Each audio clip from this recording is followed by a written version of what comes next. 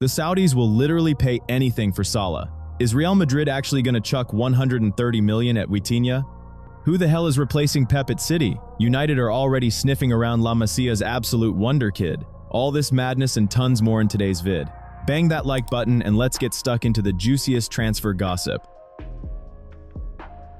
Manchester United still haven't solved their problem of consistently finishing attacks. The lack of a reliable right winger is glaring. However, consider this. Mason Greenwood's return could be the move that fixes it, purely on footballing terms. Currently in Marseille, the Englishman is sensational with 26 goal contributions. That's not hype, that's fact. He is the clinical finisher every club dreams of. According to reports Football Insider, United are seriously looking at triggering his buyback clause. From a sporting perspective, getting a proven talent at a fraction of the market value is a no-brainer. But Old Trafford isn't just about logic. The name Mason Greenwood still carries heavy weight. The scandal hasn't been forgotten. Legally, he's cleared, but ethically, the fear of a full-scale fan revolt is the real barrier holding everything back. Meanwhile, rivals are watching. There are wild whispers about Liverpool showing interest, which would spark absolute chaos, and Atletico Madrid is keen too. If Greenwood goes elsewhere and starts scoring freely, it would be another blow to United's reputation. Technically, United have attacking depth, but Greenwood could walk into this squad and outplay most of them. 2 years off didn't dull his edge, he's sharper than ever. The fact that plans are being drawn up quietly says everything. You don't dive into legal details unless you see a solution. The real question isn't if he can help the team, but if the club is ready to face the toxicity. From a pure football standpoint, make no mistake, bringing him back would be a massive upgrade. Real Madrid signed Trent Alexander-Arnold and then suddenly acts shocked that he can't defend. Who'd have bloody thought it, eh? It's never been a secret, mate, but clearly in Madrid they were watching Liverpool games blindfolded. The lad's dream of playing at the Bernabeu has turned into a proper cheap comedy in just a few months. And irony itself is writing the script here. And the funniest bit? The bloke doing the executing is Alvaro Arbeloa, Mr. Reliable, who spent his whole career just quietly holding the backline without ever sticking his head above the parapet, now telling the most creative fullback of his generation that he doesn't give the right balance. Perez's master plan has cracked exactly where every single one of us could see the crack except the Madrid board. They signed a player who smashes every template and basically plays like a playmaker from wide, then slaughter him because he doesn't get back to cover the channel fast enough. The logic tapped out the second the contract was signed. Injuries haven't helped. 11 games all season, and he's been missing since the start of December. That'll derail anyone. But writing it all off on fitness is just silly. They're moaning that Trent's become predictable now. Are you having a laugh? The only predictable thing is that he's not Carvajal and never will be.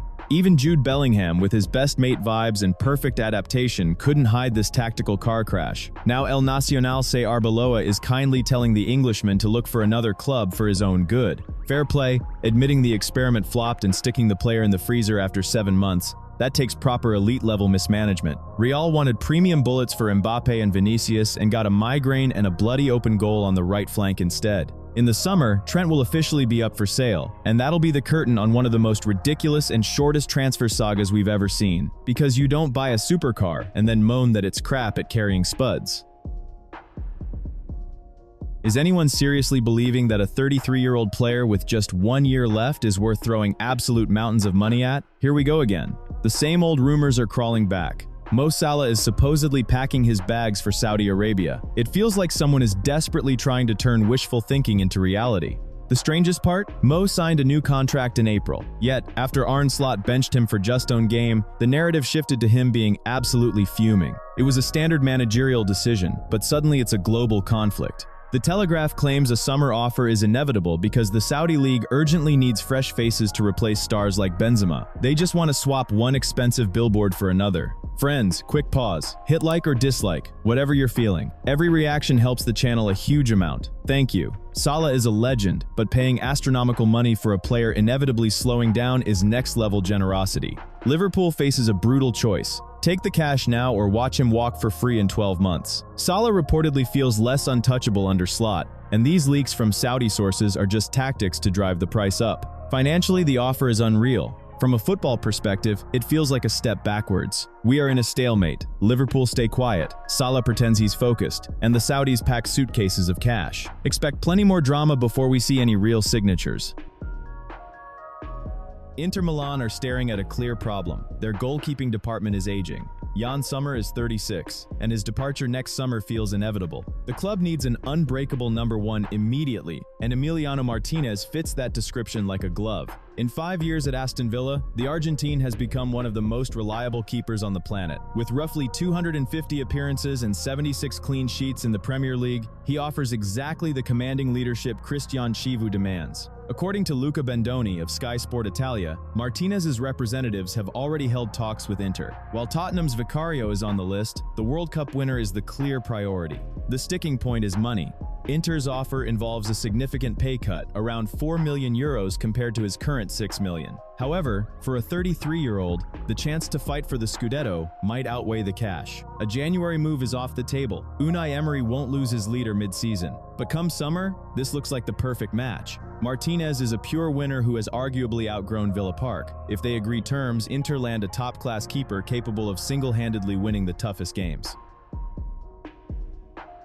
This is it, the end. And for Manchester City, it's the most painful kind of end imaginable. Finding someone to properly replace Pep Guardiola is, quite frankly, mission impossible. The Spaniard is spending his final season at the Etihad, and that is nothing short of a catastrophe for the entire system he spent years building.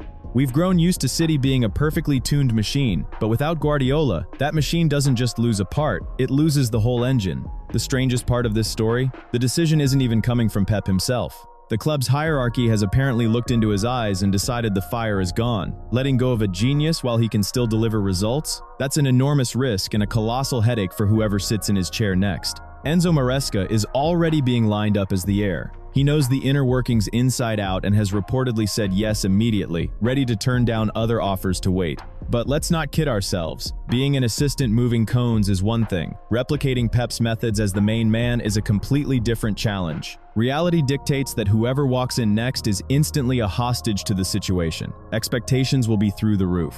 Every defeat will be analyzed under a microscope. You can see Pep is tired. He stayed last season purely out of honor to steady the ship during a crisis. But the team is still rocky, and leaving now means handing the next manager a nightmare. The club sees Maresca as the man for continuity, but a copy is always a weaker version of the original. City risks stepping on the same rake as Manchester United after Ferguson. Maresca is talented, but he won't just have to coach, he'll have to live permanently in Guardiola's shadow. This decision feels like an attempt to cheat time, and in football that rarely comes without serious pain. I thought I'd seen everything in football, but Manchester United's transfer strategy is officially performance art. According to Mundo Deportivo, they've knocked on Barcelona's door for Marc Casado. Because when things are falling apart at Old Trafford, the solution is obviously to order another young midfielder from La Masia. Solid plan.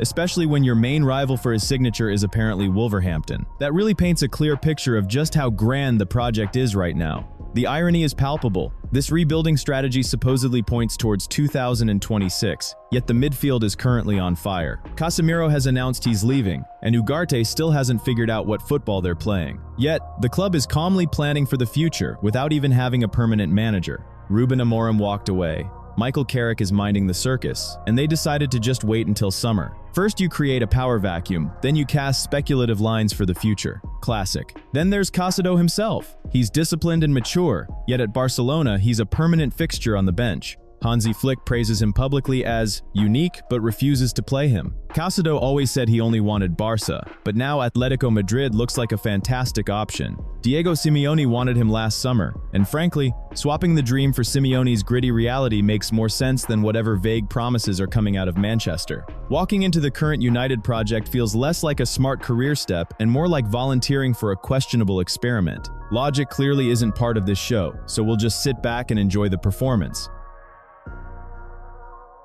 Real Madrid have been facing a serious decline in their midfield, something they've been desperately trying to ignore. But let's be honest, Toni Kroos and Luka Modric walking away left a massive hole right in the heart of the pitch, and there is still no one to properly fill it. Nico Paz returning from Como? That's a cute story, but calling a 21-year-old Kroos's heir is laughable. Madrid need a ready-made solution who slots straight into the starting 11. As things stand, there isn't a better option on the planet than PSG's Vitinha. Look at the current options. Camavinga is undeniably talented but too inconsistent and injury-prone to build around. Arda Güler is silky but focuses on final third creativity, not controlling tempo. Ceballos is strictly a rotation option, and Tchouaméni, while a brilliant destroyer, will never be the brain of the team. Quick pause. I know reaching for the subscribe button feels harder than Tchouaméni catching a rapid winger, but don't be like Madrid's board dragging their feet. Hit subscribe now, it's massive motivation for me. Vitinha has the ice-cold composure the Bernabeu is crying out for. He runs games at the highest level, allowing Mbappe, Vinicius, and Bellingham to stay dangerous up top instead of dropping deep.